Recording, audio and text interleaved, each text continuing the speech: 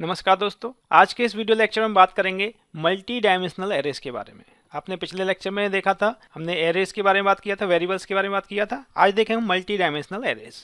One dimensional array आप जानते हैं, इस तरीके से हम देते हैं। वन डायमेंशनल एरे में क्या होगा, या तो एक रो होगा या फिर एक कॉलम होगा। तो ये कॉलम वेक्टर है बेसिकली, और मल्टी डायमेंशनल में एक से ज्यादा रोज और कॉलम्स होंगे। तो number of element in any array क्या होता है, रोज इंटू कॉलम्स। जैसे यहाँ पर कितनी रो है, 3 रोज हैं और 3 कॉलम्स हैं। तो नंबर ऑफ एलिमेंट्स कितने हो गए, 3 इंटू 3 9। तो 9 एलिमेंट्स आप देख रहे हैं, क्लियर है। स्टोरिंग मल्टी डायमेंशनल एरे इन कंप्यूटर मेमोरी। तो जो मल्टी डायमेंशनल एरे बेसिकली होता है, कंप्यूटर की मेमोरी में किस तरीके से स्टोर होता है। अब ने एक छोटा सा एग्जांपल लिया, a इज इक्वल टू 1 2 3 4 5 6, इस तरीके से। तो हमने इस तरीके से लिखा, लेकिन कंप्यूटर की मेमोरी में इस तरीके से फीड होता है। मतलब ये है कि MATLAB works on column basis. ये कॉलम बेसिस के हिसाब से करता है कि ये 1 हो गया, 2 3 4 5 6, इस तरीके से। तो इसकी लोकेशन है, ठीक है ना। पहला कॉलम के हिसाब से जाएगा, पहला ये कॉलम हो गया, फिर नेक्स्ट आगे ये लग जाएगा। तो देखिए आप 1 3 5 फिर 2 4 6। तो आप इसे दो तरीके से एक्सेस कर सकते हैं। आप अगर A1,1 लिख रहे हैं, इसका मतलब मैं फर्स्ट रो और फर्स्ट कॉलम की बात कर रहा हूँ। तो फर्स्ट रो में फर्स्ट कॉलम ये हो गया। सपोज अगर मैं 2 की बात कर रहा हूँ, तो ये A में फर्स्ट रो सेकंड कॉलम। तो फर्स्ट रो कौन सी होगी, ये फर्स्ट रो और सेकंड कॉलम, इसका मतलब 2 की बात कर रहा हूँ, तो ये 2 हो गया। इस तरीके से आप आसान कर सकते हैं। और इसके अलावा आप चाहें से एक्सेस करना कि मेरे को 4 को एक्सेस करना है, तो 4 को अगर as a single dimensional one dimensional array की तरह, देखिए ये होगा 1 2 3 4 5। तो अगर मैं A5 लिखूंगा तो 4 आएगा। देख लेते हैं। सपोज मैंने A इज इक्वल टू लिखा 1 स्पेस लगाया 2 फिर सेमीकोलन लगा दिया। इसका मतलब ये हो गया कि अब हम नेक्स्ट रो में चले गए। ये फर्स्ट रो हो गई, अब सेकंड रो 3 फिर स्पेस 4। अगर मैं स्पेस नहीं लगाऊंगा, इसका मतलब 34 हो जाएगा। स्पेस लगाने से ये है कि आप फिर नेक्स्ट कॉलम की बात कर रहे हैं, ठीक है। फिर मैं सेमीकोलन लगाया तो ये खत्म हो गया रो। नेक्स्ट 5 स्पेस 6, और आपने बड़ा वाला ब्रैकेट लगाया है। देखिए मैट्रिक्स एंटर हो गई, 1 2 3 4 5 6। सी में आप जानते हैं मैट्रिक्स को एंटर कराने में कितना आपको माथापच्ची करनी पड़ती है।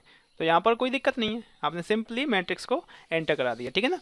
ये हो गया। अब मैंने कहा था कि अगर आप सपोज इसे एक्सेस करना चाह रहे हैं, आप इसकी वैल्यू लेना चाह रहे हैं सब एरे की तरह, तो 1 2 3 4 5। अगर मैं A और ब्रैकेट में 5 लिखता हूं, इसका मतलब मैं इस वैल्यू को एक्सेस करना चाह रहा हूं। देखिए क्या आ गया, 4 आ गया, और बाय डिफॉल्ट ये आंसर में चला गया।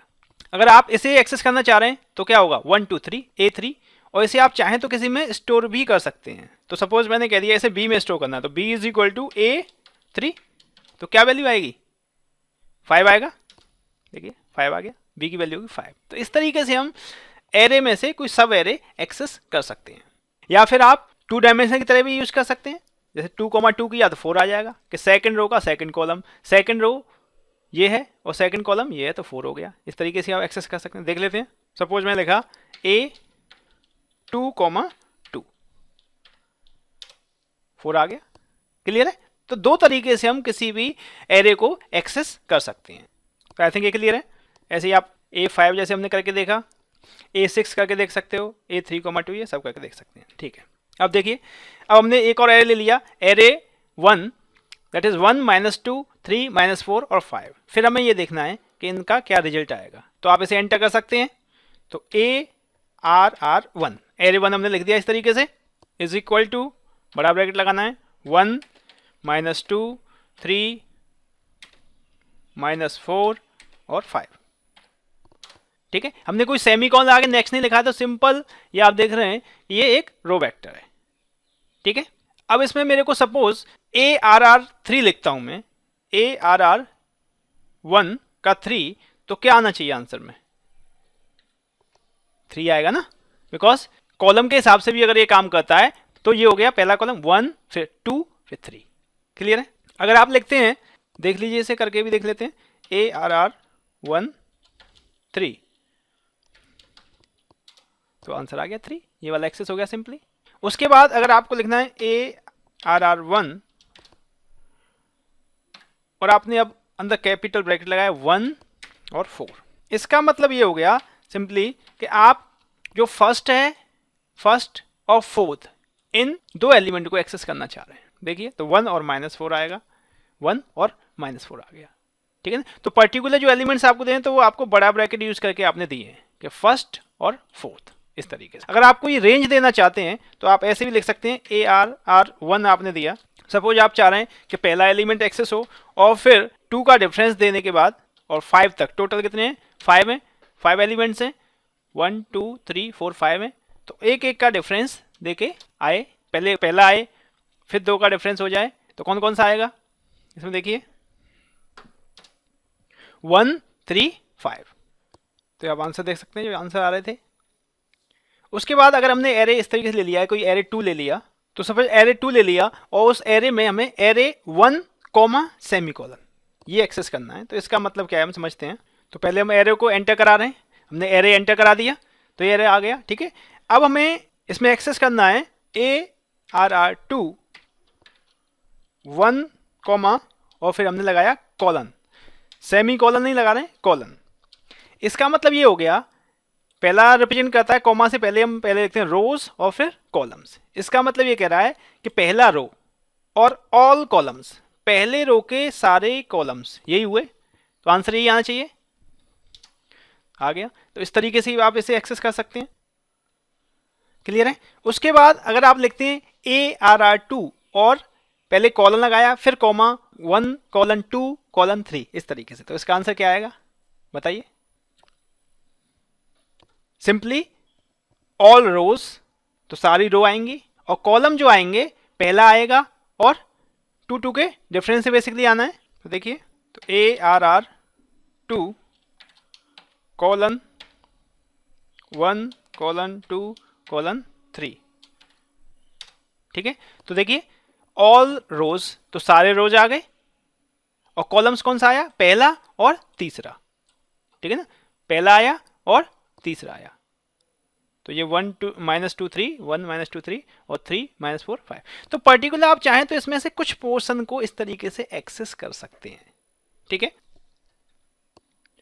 एक एंड फंक्शन भी होता है, and returns the highest value taken on by that subscript. Suppose हमने एरे कोई 3 लिया, यहाँ पे एरे 3 है 1 2 3 4 5, अगर मैं लिख देता हूँ एरे 3 2 और कॉलन लगाता हूँ एंड लिखता हूँ, ठीक है ना, तो उसे देखिए क्या आएगा, ARR3 is equal to, basically अभी हमें इसे असाइन करना है 1 2 3 4 5, ठीक है। तो एरे 3 हो गया। उसके बाद इसमें हमने कहा कि 2 सेमी कॉलन एंड,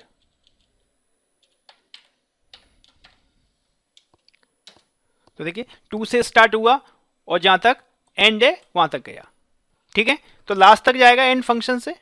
ऐसे ही एरे 4 लिया है, तो एरे 4 में अगर मैं इस तरीके से करता हूं एरे 4 2 टू एंड और 2 टू एंड, तो इसका क्या होगा देख लेते हैं। सबसे पहले हमने एंटर कर दिया, एरे एंटर हो गया। उसके बाद हमें ARR4 2 से एंड तक और फिर 2 से एंड तक, क्या आंसर आना चाहिए बताइए। पहला वाला जो क्या बताता है, ये रोज बताता है, इसका मतलब रोज कह रहा है सेकंड रो से लेके एंड रो तक, मतलब सेकंड रो ये है और एंड क्या तीसरी है, तो ये हो गया। ये 2 रो की बात कर रहे हैं, इसका मतलब ये सेलेक्ट हो गए। उसके बाद फिर कह रहा है सेकंड, यहाँ पे कॉलम में आ गए, सेकंड कॉलम से लेके और लास्ट तक, तो सेकंड कॉलम से लास्ट तक यहाँ तक हुआ, इसका मतलब ये 6 7 8 10 11 12 ये आना चाहिए कि नहीं, वही आ गया। तो आप इस तरीके से एक्सेस कर सकते हैं, अलग अलग तरीके हैं, सिंपल। तो there is a major difference between array and subarray in terms of value assignment. तो वैल्यू असाइनमेंट करने के तरीके से जो एरे और सब एरे उन दोनों में फर्क होता है। इफ वैल्यूज आर असाइंड इन ए सब एरे, अगर कोई वैल्यू असाइन की जाती है सब एरे में, तो सेलेक्टेड वैल्यूज आर अपडेटेड, जो आपने वैल्यू सेलेक्ट की है वही सिर्फ अपडेट होगी। लेकिन in case of array, entire content of the array are deleted and replaced by the new values. लेकिन आप कोई एरे कोई असाइन कर रहे हैं तो उस केस में पूरा डिलीट होगा पहले, फिर रिप्लेस होगा नई वैल्यू से। देख लेते हैं। तो to update some value of the, ये एरे हमें एक दिया हुआ है एरे 4, तो इस एरे में हमें देखना है कि कौन सी वैल्यूज हमें अपडेट करनी है। तो हम एक एरे एंटर कर देते हैं, एरे 4 हमने ले लिया। अब इसमें हमें कुछ सेलेक्टेड वैल्यू को अपडेट करना है, कौन सी करनी है देख लीजिए। ये एरे 4 में हमने 1 कॉलन 2 और 1 और 4 इससे अपडेट करना है, और वैल्यूज ये आपने दे दी 20 21 22 23, इससे अपडेट आपको करना है। तो देखिए अब मैंने ये यहाँ पे लिख दिया, तो इसका मतलब क्या हुआ, एरे 1 2 में लिखा है, इसका मतलब रो की बात कर रहा हूँ मैं, पहली रो और दूसरी रो, ठीक है ना। इसका मतलब ये सेलेक्ट हो गया। अब कॉलम कौन से, पहला और चौथा, पहला और चौथा, इसका मतलब ये 1 5 और 4 8, इसे हम रिप्लेस करना चाह रहे हैं 20 21 22 23। इससे देखिए हो गया 1 5 20 और इससे हो गया 22 से, ठीक है ना, और 4 8 21 23। तो सिंपल 20 21 22 23 इस तरीके से। तो पूरा एरे आपका डिलीट नहीं हुआ, ठीक है ना, सेलेक्टेड वैल्यूज ही सिर्फ अपडेट हुई। तो this is the concept of सब एरे। ऐसे ही आप अगर एरे 4 में 2,1 लिखते हैं, उस जगह 0, तो वो पर्टिकुलर वैल्यू अपडेट हो गई। देख लीजिए 2,1 इज इक्वल टू 0।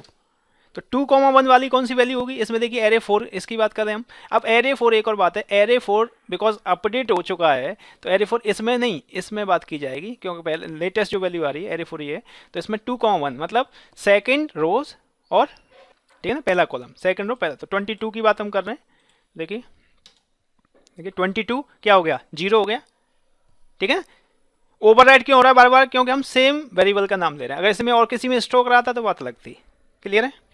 तो shape of the sub array on either side of the equal sign must match, दोनों साइड में जैसे आपने यहाँ पर इसे अपडेट करना है, तो इसमें कितने एलिमेंट ले रहे हैं उतने ही एलिमेंट यहाँ लिखने पड़ेंगे। अगर ये मिसमैच कर जाएगा तो एरर आएगा। क्लियर है। तो आई थिंक आपने मल्टी डायमेंशनल एरे एंजॉय किया होगा, आपको समझ में आया होगा। फिर भी आपको कोई डाउट है तो आप मेरे को मेल कर सकते हैं on my mail ID matlab@rkt। I think आपने इस लेक्चर को एंजॉय किया होगा। अगर आपको ये अच्छा लगा हो तो आप इसे लाइक करें और शेयर करें। Thank you.